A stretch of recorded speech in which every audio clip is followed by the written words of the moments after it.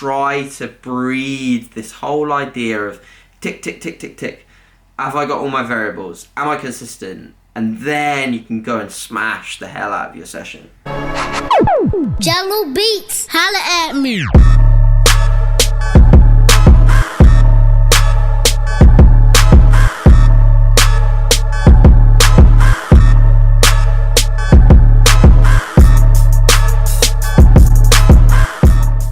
Hey, what's up guys? So welcome back to another video, and today we are going to discuss your controllable variables.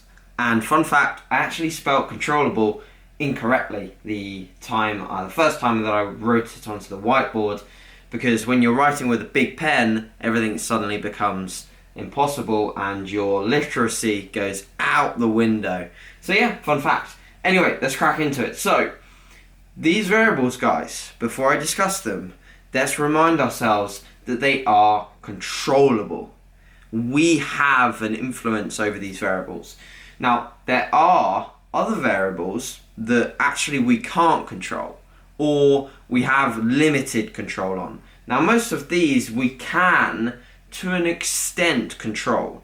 Obviously, there are still some things here that you can look at and you can say, well, surely if this happens, that affects it, and you can't control that.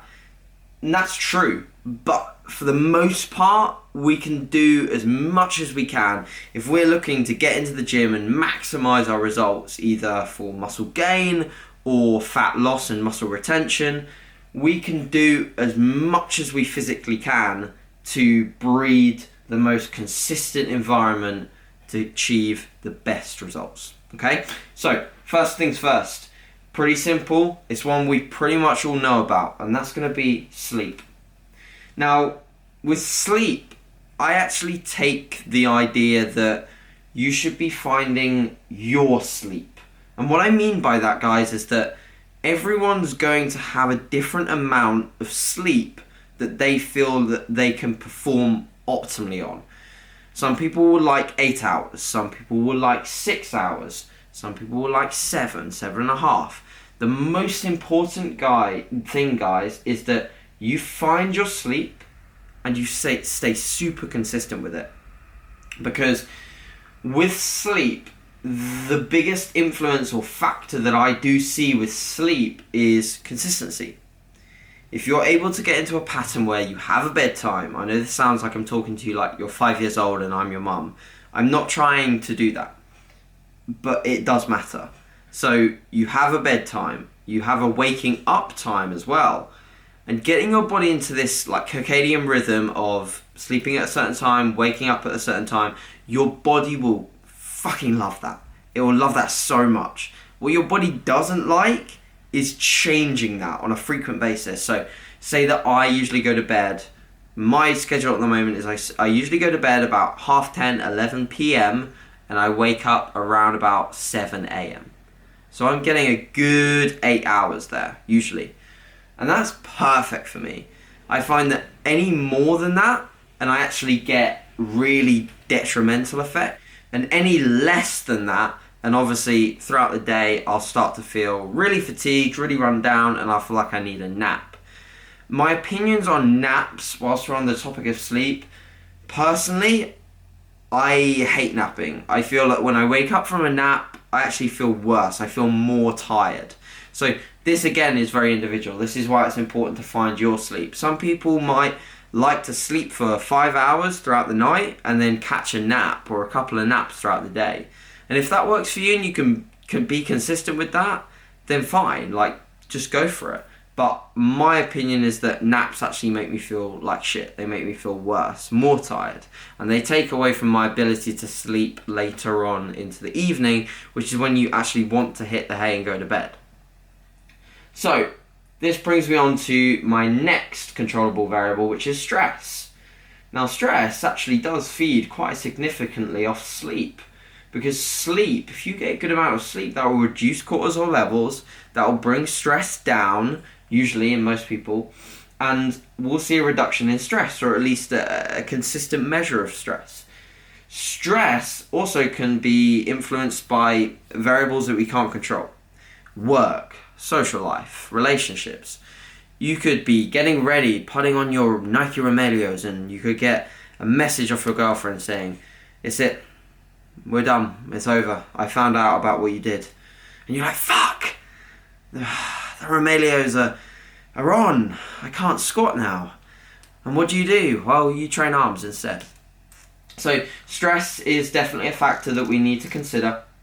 And we can use some sort of tactics in order to deal with stress for sure. So I've played about with meditation. I've used an app called Calm, and I had a strong streak on that. I had like over a 200-day streak last year, but I just stopped using it because I found that I was getting to sleep fine. Now my new Calm app is Netflix or a series, and what I do, guys, is two things. I come home from the gym, I have my shower post-workout, I prepare my meal, which if you follow me on Instagram you'll know it's like oats, egg whites, omelette, and I put my phone away or down or on the side, I turn it over and I try not to look at it. I just sit and I watch my Netflix series, or I watch whatever TV series I'm watching. That is my meditation. That is my Calm app. I also combine that now, most of the time. This might be something you want to try if you're prepping, contest prepping, and you're very sort of like obsessed with the way that you look, or you're very in tune with the way that you look and feel. Try in the evenings, sitting down in either a hoodie, ideally not a hoodie because you might be too hot. So I wear a long sleeve t-shirt, and I just completely ignore my physique in the evenings. I just don't even look at it. I'll look at it once before I go to bed just to get in like an evening physique update. But I just want to sit there and I want to watch my series. I don't want to look at my forearm and think, bruh, like I got a new vein, like chills. Nah, I don't want to do that. I just want to watch the series, and that's my stress reduction, okay? So find your stress reduction. It might be Netflix, it might be the Calm app, it might be going for a walk with your dog. It might be spending some time with your girlfriend, like whatever floats your boat. Find what reduces your stress, keep it in, because stress will fuck up your training.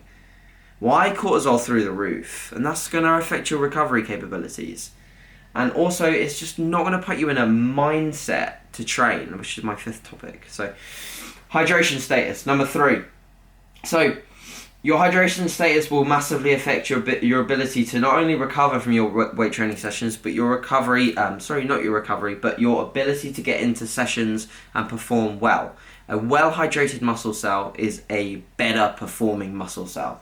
You will be able to contract better, you'll be able to have, your strength across the session will be better, and you're also slightly more or less susceptible for injury as well by staying hydrated.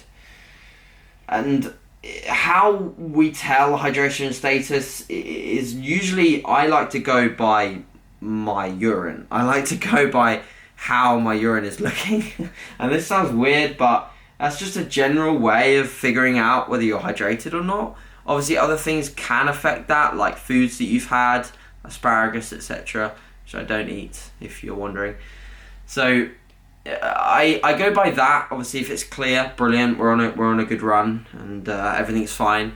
But if it's not, then I probably haven't stuck to my water for the day. And I tend to just also, besides urine, I also tend to have a cup, my special cup, #myspecialcup, that I drink out of at regular intervals. So I know when to have it, and I know when I usually have it. So I fill it up and I just drink it, and I have a certain amount when I go out to do my cardio in the mornings, have a certain amount in my training. So it all adds up and it's all very consistent. So I advise you to stay pretty consistent with your hydration status. So, whether that's filling up a bottle, drinking through a bottle, or your cup, your special cup, and just staying consistent with that throughout the day, and then obviously the weeks, the months, and you just stay consistent with hydration.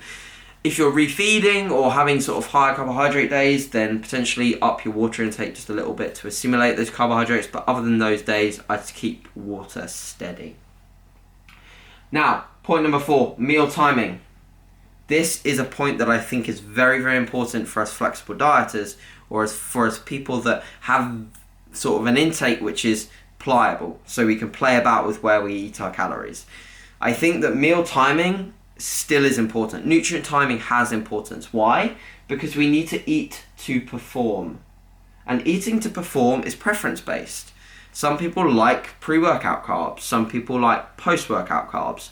I am a big fan of both, but I do weigh, I put more weights in pre-workout than post.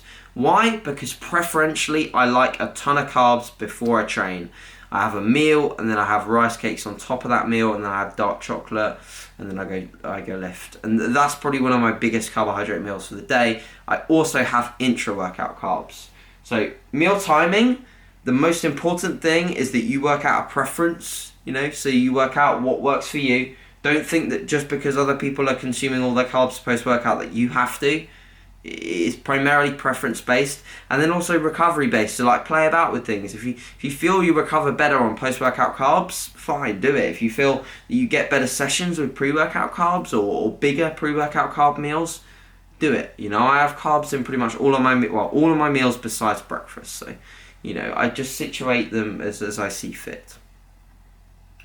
The other thing with meal timing is consistency. So make sure that you are in a consistent pattern with your meal timing. Don't get out of sync with your meals.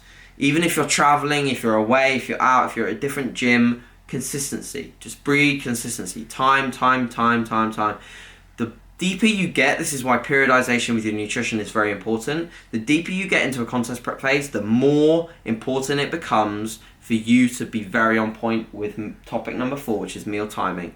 Because if you miss that pre-workout meal, you will feel it when you're in a deficit.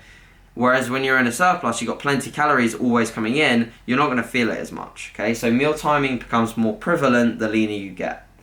Finally, guys, mindset. Now, mindset is something that we do have control over to a certain extent, especially when it comes to music and controlling your environment. So I think music's a big thing. So I actually like, for my compound lifts, you may have seen in my Instagram post yesterday, I like listening to like upbeat music that makes me feel confident and happy. This is something that I actually got from Bryce Lewis. So I usually listen to like dubstep or big like hip hop and sort of trancey type music when I was lifting, and I'd still do that, but I just don't do it on my compound movements because I found that I need something a little bit more just confidence boosting and happy. So I listen to a lot of Katy Perry and a lot of, what was the other music that I listened to the other day? I've forgotten the exact name of the artist, but it was very chilled out music and just makes me feel upbeat and happy and confident. And that's what you sometimes need when you're going into big movements. So mindset is key. Get into a consistent habit with it and just try to breed this whole idea of tick, tick, tick, tick, tick. Have I got all my variables? Am I consistent? And then you can go and smash the hell out of your session. Controlling your environment is key also. So like when you're in new gyms, make sure you warm up more.